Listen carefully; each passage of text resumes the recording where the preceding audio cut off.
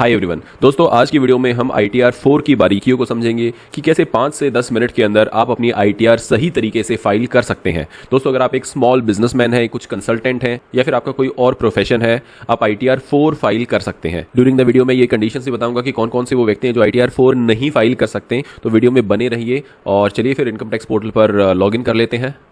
दोस्तों, कभी भी ITR फाइल करने से पहले आपको मुख्यतः ये चीज़ें चेक कर लेनी चाहिए। सबसे पहले AIS। Just click on AIS।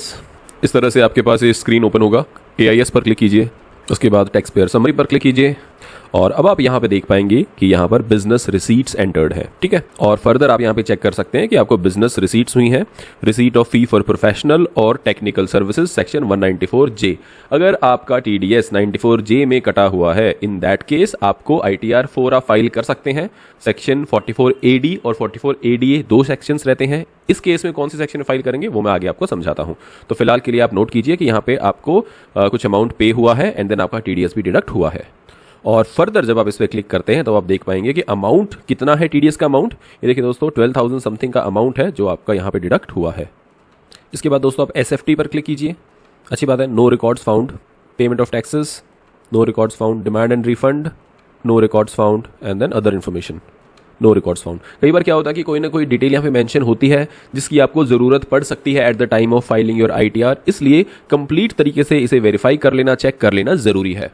दोस्तों, अब आप एक बार के लिए फॉर्म 26AS भी देख लीजिए। वैसे तो जब आप AIS देख चुके हैं तो 26AS की ज़्यादा ज़रूरत नहीं रहती है, फिर भी राइट आप ये भी एक डेटाबेस है, इसमें भी आपको चेक कर लेना चाहिए। तो click on it, I agree, proceed, click on this. यहाँ पर assessment year, relevant assessment year 26-27 choose कर लीजिए। स्क्रॉल डाउन तो देखिए दोस्तों, यहाँ पर भी आपको सेम इन्फॉर्मेशन नजर आ रही है कि अमाउंट पे हुआ है, टोटल टैक्स डिडक्ट हुआ है और इतना टैक्स आपका डिपॉजिट भी हुआ है। देखिए इन दिस केस जो आपकी टोटल इनकम है 3,74,000 ही है, यानी आपको इस कंप्लीट अमाउंट का यहाँ पर रिफंड मिल जाएगा लीगल तरीके से, बिल्कुल सही तरीके से। एक बार के लिए स्क्रॉल करके आप बाकी भी चेक कर लीजिए कहीं कोई और शेड्यूल में कुछ इन्फॉर्मेशन है तो नहीं। अगर है तो उसको भी किसी हिसाब से अगर हमें ट्रीट करना है ताकि हम वो उसे ट्रीट कर सकें, ठीक है। अब कुछ इन्फॉर्मेशन नहीं है तो चलिए आगे बढ़ते हैं। दोस्तों, हमारे लिए ये समझना बहुत ज़रूरी है कि कौन कौन से वो व्यक्ति हैं जो ITR 4 फाइल कर सकते हैं, क्योंकि ये ITR काफ़ी सिंपल है।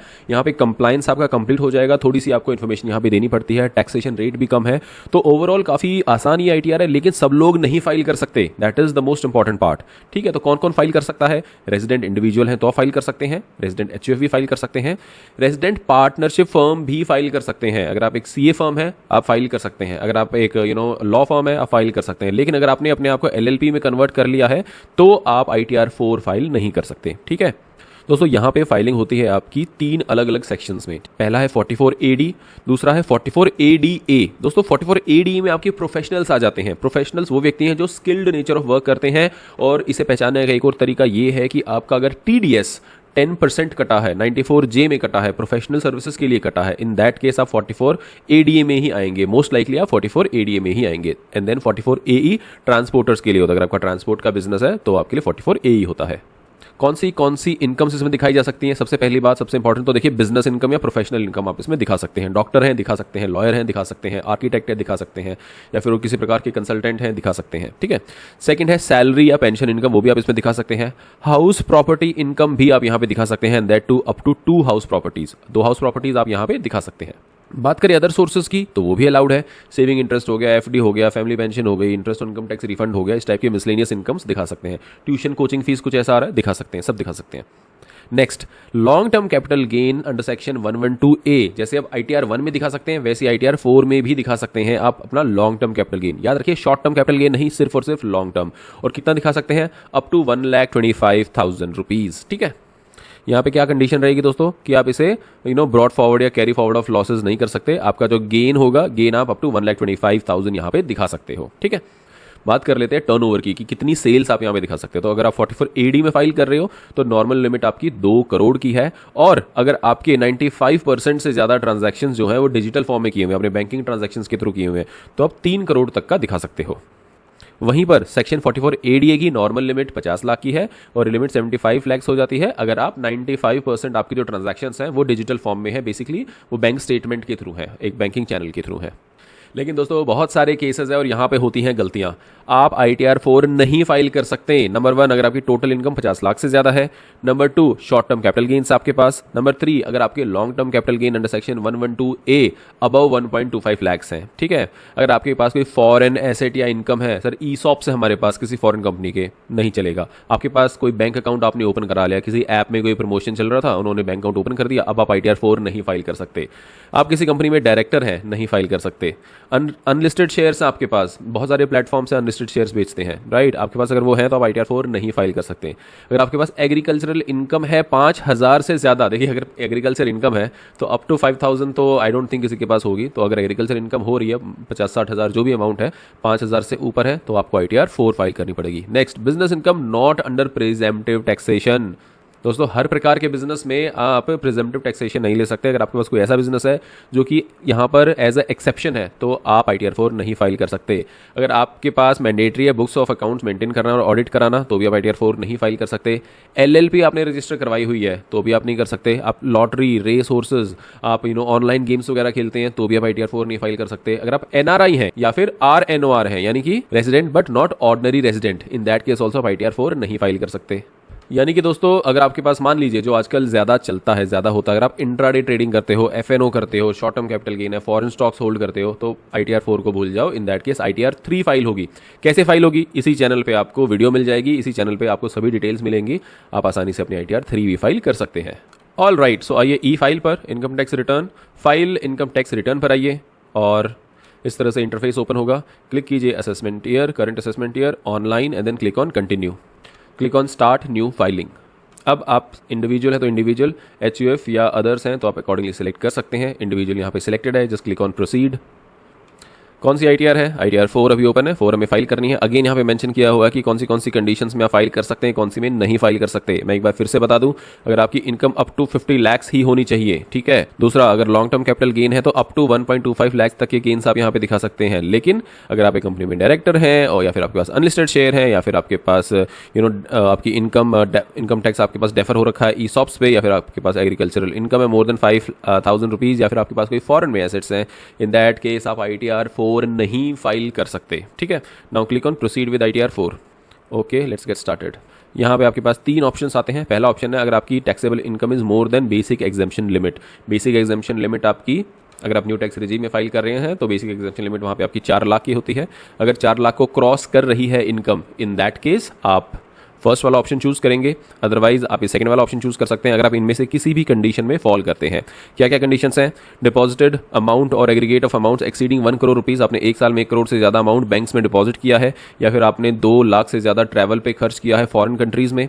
तीसरी कंडीशन है अगर आपका बिजली का बिल 1 साल का 1 लाख रुपए से ज़्यादा है। और फोर्थ कंडीशन है कि अगर आप clause 4 of 7th provision to 139(1) में फॉल करते हैं। दोस्तों अगर ये नहीं है तो इसे छोड़ दीजिए, और अगर इनमें से कोई भी कंडीशन सेटिस्फाइड नहीं है तो आप अदर्स को चूज करके फाइल कर सकते हैं। Click on continue, click on okay. First part click कीजिए। दोस्तों ये आपकी प्रोफाइल का पार्ट होता है, ये दोस्तों इंपॉर्टेंट होता है, ठीक है। अगर यहाँ पे कोई आपको मिसमैच दिख रहा है तो आप इसे अपडेट कर लीजिए, क्योंकि कल को जब आप इसे अपने एज अ प्रूफ कहीं पे सबमिट करते हैं अपनी ITR फाइल कॉपी को, मान लीजिए आप पासपोर्ट ऑफिस में जमा कराते हैं, फिर आप वीज़ा के लिए अप्लाई करते हैं, फिर आप लोन के लिए अप्लाई करते हैं, और यहाँ पे गलत email ID, गलत फ़ोन नंबर, गलत एड्रेस है, तो आपको दिक्कतें होंगी, ठीक है। Next section, select nature of employment. यहाँ पे सेलेक्ट कर लीजिए अगर आप एम्प्लॉय हैं, नहीं है, नॉट एप्लीकेबल कर सकते हैं अगर आप नहीं है तो, ठीक है। तो जैसे आप नॉट एप्लीकेबल करेंगे तो यहाँ पे सैलरी शेड्यूल ग्रे आउट हो जाएगा, ओके कर दीजिए। सैलरी तो नहीं है आपकी, अगर मान लीजिए आपको सैलरी भी के साथ दिखाना है और आप प्राइवेट कंपनी में जॉब करते हैं तो आप अदर्स चूज़ कर लीजिए। अगर आप स्टेट गवर्नमेंट या सेंट्रल गवर्नमेंट के एम्प्लॉय हैं तो आप अकॉर्डिंगली वो चूज़ कर सकते हैं, बट डेफिनेटली अगर आप सेंट्रल गवर्नमेंट के एम्प्लॉय हैं, स्टेट गवर्नमेंट के एम्प्लॉय, तो आप बिजनेस नहीं कर सकते, ठीक है। वैसी रिस्ट्रिक्शन रहेगी आपके पास, लेकिन इनकम टैक्स में कोई रिस्ट्रिक्शन नहीं है, क्योंकि इनकम टैक्स को तो अपना टैक्स कलेक्ट करने से ही मतलब है। अभी मैं आपको अदर्स वाला एग्जाम्पल लेके चलता हूँ, क्योंकि बहुत सारे ऐसे लोग होंगे जो कहीं प्राइवेट जॉब कर रहे हैं और कोई छोटा मोटा बिजनेस भी रन कर रहे हैं, तो अदर्स लेके चलते हैं ताकि सैलरी वाला सेक्शन भी हमें यहाँ पे नजर आए। अब स्क्रॉल डाउन कीजिए, फाइलिंग अंडर सेक्शन। दोस्तों अगर आप ये वीडियो देख रहे हैं 31 जुलाई से पहले तो 139(1) होगा, अगर उसके बाद आप फाइल कर रहे हैं तो 139(4) हो जाएगा। अगर आप अपनी ITR को रिवाइज कर रहे हैं किसी कारण से तो 139(5) आपको सिलेक्ट करना पड़ेगा, ठीक है। 139(8) अपडेटेड रिटर्न के केस में होता है, इस केस में नॉट एप्लीकेबल है। Scroll down, whether the return is filed by representative SSE, no कर दीजिए। Bank details very important. दोस्तों अब अगर आप यहाँ देखेंगे तो यहाँ पे कोई भी बैंक अकाउंट एडेड नहीं है। जब तक आपके पास एक प्री वैलिडेटेड बैंक अकाउंट नहीं है आप आगे नहीं बढ़ सकते। So click on add another, और दोस्तों इस तरह से बैंक अकाउंट ऐड करने का यहाँ पे ऑप्शन खुल जाता है। यहाँ पे अपना बैंक अकाउंट नंबर ऐड कीजिए, अकाउंट टाइप ऐड कीजिए, सेविंग है, करंट है, IFSC कोड ऐड कीजिए, नॉमिनेट कीजिए येस पे क्लिक करके, and then click on proceed to e verify. So ये पूरी डिटेल्स ऐड करने के बाद just click on proceed to e verify. इसके बाद दोस्तों आप इसे आधार OTP के थ्रू वेरीफाई कर सकते हैं। Just click on this and then click on continue, click on I agree, click on generate OTP। यहाँ पे आप OTP एंटर कीजिए एंड क्लिक ऑन वैलिडेट। इस तरह से आपके पास मैसेज आएगा that it will take around 48 hours, लेकिन दोस्तों 48 आवर्स नहीं लगते हैं, जल्दी हो जाता है ये। Click on okay. अब वापस आप बैंक डिटेल्स में आके देखेंगे तो देखिए यहाँ पे वैलिडेटेड भी आ गया है, and then nominate for refund कर दीजिए, ठीक है। And now click on confirm. Okay, यहाँ पे एक पॉइंट हमारा मिस हो गया था। Have you filed form 10 IEA within due date for any earlier assessment year for choosing old tax regime. अगर आपने 10 IEA फाइल किया हुआ है तो आप अकॉर्डिंगली ऑप्शन चूज कर सकते हैं। इन दिस केस नो आएगा क्योंकि कोई फाइल नहीं किया है, ठीक है। इसके बाद दोस्तों have you furnished form 10 IEA within due date for current assessment year for choosing old tax regime. दोस्तों अगर आप ओल्ड टैक्स रिजीम चूज करते हैं तो आपको 10 IEA फाइल करना रहता है। इन दिस केस अब हम न्यू टैक्स रिजीम में फाइल करेंगे, कोई पुरानी रिजीम में फाइल नहीं होगा, तो इन दैट केस आपको 10 IEA फाइल करने की ज़रूरत नहीं है, नो कर दीजिए। और एक और इम्पॉर्टेंट एक पॉइंट मैं आपको बता दूं कि भाई डिफ़ॉल्ट रिजीम जो है हमारी वो न्यू टैक्स रिजीम ही रहेगी, ठीक है। अगर आप कुछ नहीं यूज़ करते हैं, कुछ नहीं करते तो न्यू टैक्स रिजीम में ही फाइल होगा, अनलेस अनटिल आप स्पेसिफिकली ओल्ड टैक्स रिजीम को चूज़ करके वहाँ पे अगर अपना टैक्स फाइल करना चाहते हैं तो बात अलग है। और ओल्ड टैक्स रिजीम के लिए आपको फॉर्म 10 IEA फाइल करना पड़ेगा। हम नहीं करें इसलिए हमने नो कर दिया, यानी कि अब हमारा ITR न्यू टैक्स रिजीम के हिसाब से फाइल होगा। Click on confirm. और दोस्तों ये देखिए फर्स्ट वाला जो टैब है यहाँ पे कन्फर्म्ड लिखा आ गया है। अब सेकंड पे आ जाइए। यहाँ पे दोस्तों B1 में आपको अपडेट करना अपना बिजनेस और प्रोफेशन का details. Click on edit. So दोस्तों सिंपली एडिट पर क्लिक कीजिए एंड अब आपको यहाँ पे ऑप्शंस मिलेंगे 44AD 44ADA। दोस्तों अगर आपका TDS कटता है 1% 2% के हिसाब से तो आप 44ADA चूज़ कर सकते हैं। अगर आपका 10% से TDS कटा है इसका मतलब आप एक टेक्निकली स्किल्ड सर्विस दे रहे हैं और आप प्रोफेशनल की कैटेगरी में आते हैं, इन दैट केस आपको 44ADA चूज़ करना होगा। अभी इस एग्जाम्पल में आपको मैं दोनों ही बता देता हूँ। तो अगर आप 44AD चूज़ कर रहे हैं, शो डिटेल्स कीजिए, यहाँ पर ऐड अनदर क्लिक कीजिए, यहाँ पर अपना नेम ऑफ बिजनेस ऐड कर दीजिए ABC, और यहाँ पे बहुत सारे बिजनेस कोड्स हैं, आप इनमें से अपना रेलेवेंट बिजनेस कोड चूज़ कर सकते हैं। फिशिंग से लेके, ठीक है, माइनिंग से लेके, मैन्युफैक्चरिंग से लेके, यहाँ पे बहुत सारे बिजनेस कोड्स हैं, आप वो यहाँ पर चूज़ कर सकते हैं, ठीक है। देखिए एडवर्टाइजिंग है, ऑक्शनर्स हैं, लेबर रिलेटेड सर्विस है, ब्लड बैंक्स है, जो भी आपका रेलिवेंट बिजनेस कोड है वो यहाँ पे चूज़ कीजिए। इवेंट मैनेजमेंट, अदर सर्विसेज, अगर कुछ भी नहीं मिल रहा है तो अदर सर्विसेज में आप डाल सकते हैं। स्पेक्यूलेटिव ट्रेडिंग भी है दोस्तों, यहाँ पे फ्यूचर्स एंड ऑप्शंस भी है। दोस्तों यहाँ पे कुछ चेंजेस हुए वो भी मैं आपको बता दूं। तो पहले देखिए यहाँ पे स्पेक्यूलेटिव ट्रेडिंग है, पहले नहीं होता था, अब यहाँ पे स्पेक्यूलेटिव ट्रेडिंग भी है, यानी कि आपकी इंट्राडे ट्रेडिंग यहाँ पे है।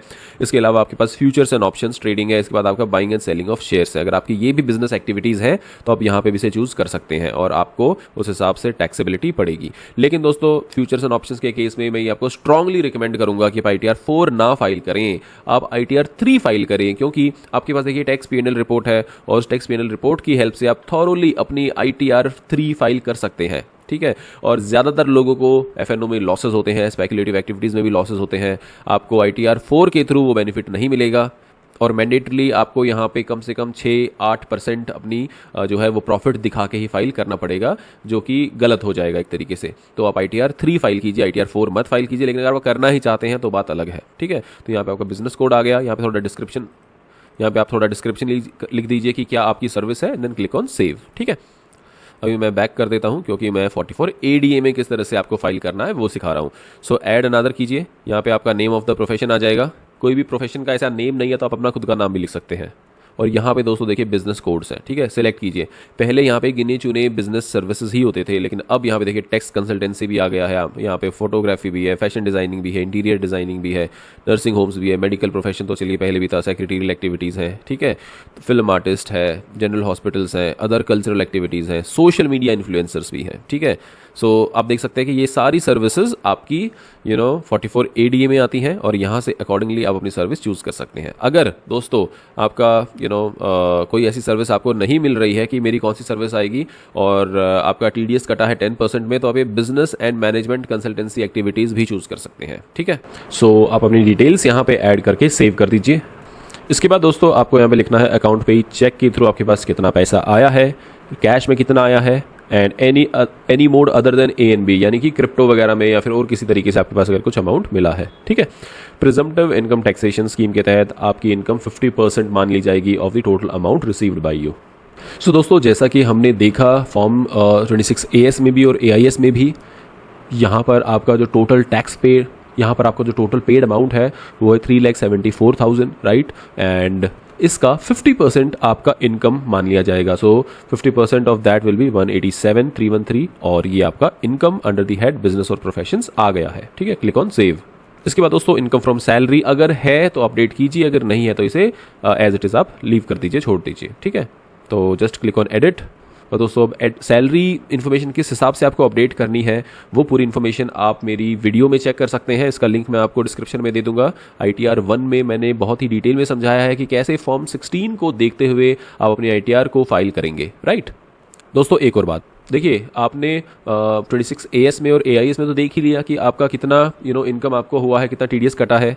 दोस्तों एक बार मैं आपको यहाँ पर भी दिखा दूँ, फॉर्म 16A में जब भी आप कोई सर्विस प्रोवाइड करते हैं और कोई व्यक्ति कहते हैं कि आपका TDS काट लिया गया है, तो उनसे आप फॉर्म 16A ज़रूर मांगिए। और देख सकते हैं आप यहाँ पे क्वार्टर वाइज ये इशू होता है, कितना अमाउंट पे किया गया है और कितना यहाँ पर कौन से सेक्शन में कितना TDS काटा गया है, वो सारी इन्फॉर्मेशन यहाँ पे मेंशन होती है बाकायदा। ठीक है, तो इसके साथ भी अपनी इन्फॉर्मेशन को मैच कर लीजिए और चलते हैं वापस पोर्टल पर। अब दोस्तों income from salary, income of business profession, 2 heads हमारे कंप्लीट हो चुके हैं। स्क्रॉल डाउन कीजिए, इनकम फ्रॉम हाउस प्रॉपर्टी। अगर आपके पास हाउस प्रॉपर्टी से भी इनकम है, रेंट वगैरह आता है, तो आप इस सेक्शन को भी अपडेट कर सकते हैं। ऐड अनदर कर दीजिए और यहाँ पर आप अपनी प्रॉपर्टी का एड्रेस अपडेट करेंगे, एड्रेस, टाउन, स्टेट। ठीक है, इसके बाद आप यहाँ पे ग्रॉस रेंट कितना आ रहा है आपके पास, rent which can not be realise, taxes कितने आपने पे किए हैं, और यहाँ पर आपको 30% जो है वो डिडक्शन स्ट्रेट फॉरवर्ड मिल जाती है और बाकी का जितना अमाउंट है वो आपका टैक्सेबल इनकम में जुड़ जाता है। दोस्तों यहाँ पे आपको इंटरेस्ट ऑन बोरोड कैपिटल का बेनिफिट नहीं मिलेगा क्योंकि आप न्यू टैक्स रिजीम में अपनी ITR को फाइल कर रहे हैं। ठीक है, और ये अपडेट करने के बाद आप यहाँ पे सेव पर क्लिक कीजिए। दोस्तों फाइनली आप यहाँ पर कंफर्म पर क्लिक कीजिए। चलिए अब 2 सेक्शंस आपके कंप्लीट हो चुके हैं। Let's close disclosure exempt income, click कीजिए। दोस्तों अगर आप एक बिजनेस रन कर रहे हैं तो definitely at the year and 31 मार्च को आपके कुछ बैलेंसेस होंगे आपके पास। फॉर एग्जांपल बैंक में कितना बैलेंस है, कैश का कितना बैलेंस है, ठीक है, अदर एसेट्स, टोटल एसेट्स, इस तरह से आपके सभी बैलेंस रहेंगे। ये आपको आइडियली अगर आप कर सकते हैं तो पूरों को अपडेट कीजिए, नहीं कर सकते हैं तो कुछ मेन आपके यहाँ पे हेड्स हैं। E15 19, E15 sundry creditors, E19 inventories, E20 sundry debtors, 21 bank balance with bank and E22 that is your cash in hand. ये आपको अपडेट करना रहता है। So just click edit. दोस्तों कई लोग ये वाले सेक्शन को लाइटली लेते हैं, लेकिन मैं आपसे रिक्वेस्ट करूंगा कि इसे लाइटली ना लिया जाए। एटलीस्ट बैलेंस विद बैंक तो आपको पता ही होगा आपका कितना बैलेंस है, वो आप यहाँ पे ज़रूर अपडेट कर दीजिए। ठीक है, लोन्स एडवांसेस, डेटर्स क्रेडिटर्स नहीं है तो आप उसे ज़ीरो कर सकते हैं। सो फिलहाल के लिए मैं सभी को ज़ीरो कर देता हूँ एक्सेप्ट बैंक बैलेंस। और ये बैलेंस शीट के आइटम्स है और ये बैलेंस शीट मैच करने की कोई ज़रूरत नहीं है। ठीक है, सो सिर्फ हमने बैलेंस विद बैंक अपडेट किया है। Click on save. All right, अब हम बात करेंगे information regarding turnover, gross receipts reported for GST। दोस्तों इनकम टैक्स और GST पोर्टल दोनों अब लिंक हो चुके हैं। ठीक है, क्लिक कीजिए ऐड अनदर पर और यहाँ पर दोस्तों आपको इन्फॉर्मेशन मिलती है GST number and annual value of outward supplies as per GST return filed. ठीक है, इन दिस केस दोस्तों कोई GST रजिस्ट्रेशन नहीं है तो इसे हम इग्नोर कर देते हैं। अगर होगा तो आप इसे ऐड कर सकते हैं। Next, exempted income only for reporting purposes. तो कुछ इनकम होती हैं जो आपकी टैक्स एग्जेम्प्ट होती है, जिसपे टैक्सेशन नहीं लगता है, वो भी आप यहाँ पे दिखा सकते हैं। याद रखिए कि अगर आप एग्रीकल्चरल इनकम दिखाना चाहते हैं तो वो आप 5,000 से ज़्यादा नहीं दिखा सकते। अगर आप 5,000 से ज़्यादा दिखाना चाहते हैं तो ITR 3 का इस्तेमाल कीजिए। ऐड अनदर कर सकते हैं। अलग अलग प्रकार की आपकी एग्जेम्प्टेड इनकम है, जो भी इनकम आपको एप्लीकेबल है वो आप चूज़ कर लीजिए। फॉर एग्जांपल एग्रीकल्चर रिलेटेड मैं चूज़ कर रहा हूँ, then agriculture income less than 5,000 and then मे भी यहाँ पे 2,000 इस तरह से डाल दूँ। ठीक है, 2,000 and then click on save. ठीक है, इन दिस केस नहीं है, ये सिर्फ मैं एग्जाम्पल आपको बता रहा हूँ। Then click on back. Now after updating everything click on confirm. इसके बाद दोस्तों LTCG long term capital gain, click on it. Total sale consideration कहाँ से इन्फॉर्मेशन मिलेगी आपको? आपके टैक्स P&L रिपोर्ट से मिलेगी। कितना आपने सेल किया है? सेल आपने किया है 3 लाख का और आपका कॉस्ट ऑफ एक्विजिशन है 2 लाख। ठीक है। तो 1 लाख का आपका प्रॉफिट हो गया। अप टू 1,25,000 दोस्तों आप यहाँ पे दिखा सकते हैं। उससे अगर ज़्यादा का आपका गेन है तो आप ITR 4 में नहीं दिखा सकते, अब आपको ITR 3 फाइल करनी पड़ेगी, ठीक है। I hope this is clear.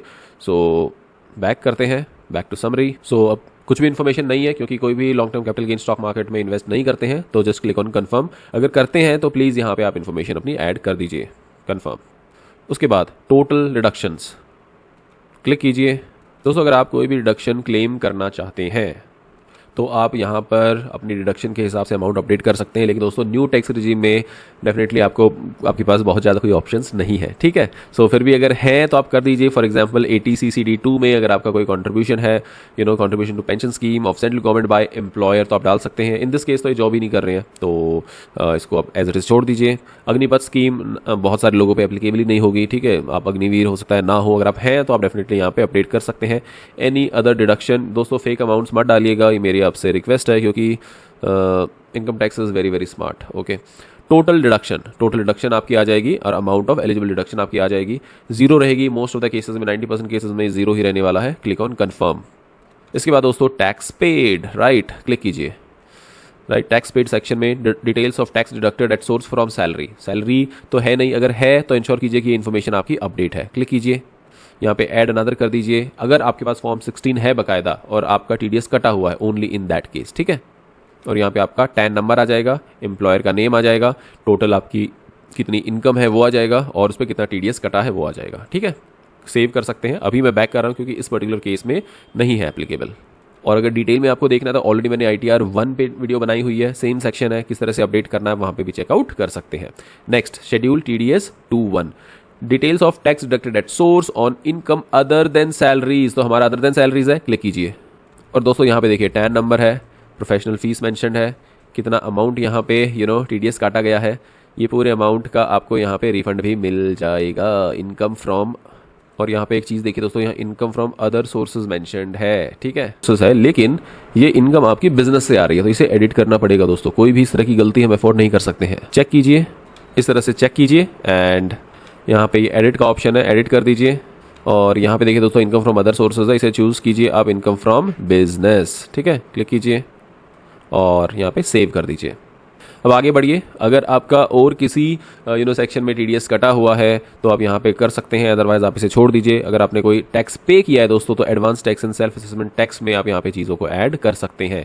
In this case कुछ नहीं है तो leave it as it is and click on confirm. इसके बाद दोस्तों लास्ट सेक्शन पे आ गए हैं, टोटल टैक्स लाइबिलिटीज़। क्लिक कीजिए, यहाँ पे आप देख सकते हैं आपकी टोटल इनकम आ चुकी है, 50% of your gross received amount. Total taxable income is 1,87,000। Scroll down and then just click on confirm, क्योंकि कोई भी आपका टैक्स यहाँ पे नहीं बन रहा है। Then click on proceed to verification.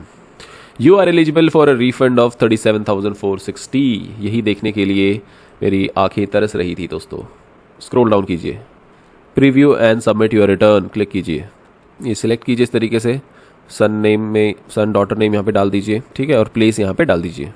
So information update करने के बाद click on proceed to validation. दोस्तों यहाँ पर एक हमें एरर आ गई है, कह रहे हैं please select at least one account in which you prefer to get the refund. I think ये हमने अपडेट किया था, बट स्टिल अगर एरर है तो इसे ठीक कर देंगे। Double click on it, scroll down, bank पर आ जाइए और यहाँ पे दोस्तों नॉमिनेट फॉर रिफंड पे क्लिक कर दीजिए, ठीक है। Click on confirm, go to validation, ठीक है, ये वाला एक स्पेशल टैब बनाया हुआ है, क्लिक कीजिए। सो इस तरह से देखिए दोस्तों वैलिडेशन सक्सेसफुल का मैसेज आ गया है। इन केस फिर भी आपको एरर आ रही है तो वहीं पे जाके एक बार येस नो कर दीजिए बैंक वाले सेक्शन में, तो ये चीज़ें ठीक हो जाएंगी। Now click on preview and now click on proceed to validation. दोस्तों वैलिडेशन सक्सेसफुल हो गया। Now click on proceed to verification. यहाँ पे दोस्तों आपके पास दो ऑप्शन है, वेरीफाई नाउ भी कर सकते हैं, वेरीफाई लेटर भी कर सकते हैं। तो मैं अभी वेरीफाई लेटर करके इसे सबमिट कर देता हूँ, राइट, और return has been submitted successfully. Click on proceed and now click on e-verify your return।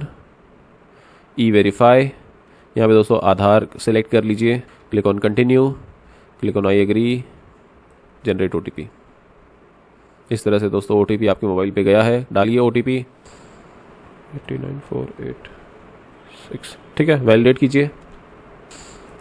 सो इस तरह से देखिए दोस्तों आपकी रिटर्न सक्सेसफुली वेरीफाई हो गई है, राइट, और that's it. Thank you so much for watching. मिलते हैं नेक्स्ट इन्फॉर्मेटिव वीडियो में। और हाँ दोस्तों, अगर आप हमारी सर्विसेज अवेल करना चाहते हैं, मेरे कॉन्टैक्ट डिटेल्स आपको मिल जाएंगे डिस्क्रिप्शन में and on the screen. Goodbye, take care.